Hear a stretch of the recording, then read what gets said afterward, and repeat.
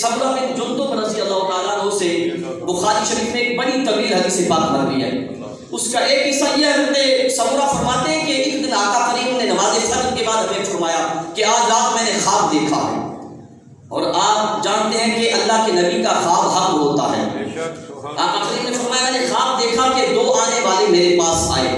وہ مجھے عرض مقدس کی طرف لے گئے اور دوران سفر ہم نے دیکھا کہ ایک شخص زمین پہ لیٹا ہوا ہے. دوسرا آدمی ایک بہت بڑا پتھر لے کے اس کے سر کے اوپر کھڑا ہے. وہ بڑا پتھر اس کے سر پہ دے مارتا ہے، اس سے اس کا سر ٹکڑے ٹکڑے ہو جاتا ہے اور وہ پتھر دور جا کے گرتا ہے.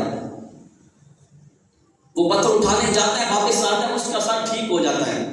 وہ پھر اس کے سر پہ پتھر مارتا ہے، سر پھر ٹکڑے ٹکڑے ہو جاتا ہے. آقا کریم نے فرمایا اسی طرح بار بار اس کا سر توڑا اور پھوڑا جاتا رہا ہے.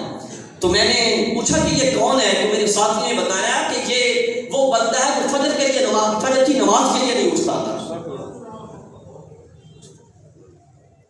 اور کہا کہ اس کو یہ سزا ہمیشہ ہوتی رہے گی. آج ہمیں اپنی اداؤں پہ غور کرنا ہوگا. کہیں ہم رات کو 3 بجے تو نہیں سوتے، جب نماز فجر کا وقت ہو ہم بستر لے لیتے ہوں، ہمیں نماز فجر کی پرواہ نہ ہو. آقا کریم نے فرمایا کہ بتایا گیا کہ یہ وہ بندہ ہے جو فجر کی نماز کے لیے نہیں اٹھتا تھا. تو جو ایک فجر کی نماز کے لیے نہیں اٹھتا اس کو ایسی کئی سزا ہے. تو جو 5 کی 5 ہی ہضم کر جائے، جس کو کبھی توفیق ہی نہ ہوئی اللہ کے گھر میں آنے کی. اور یہ میں آپ کو بتا چکا ہوں، حضرت جبرائیل امین نے کہا کہ جو بندہ جان بوجھ کر نماز چھوڑتا ہے وہ زانیہ اور قاتلہ سے بھی بدتر ہے.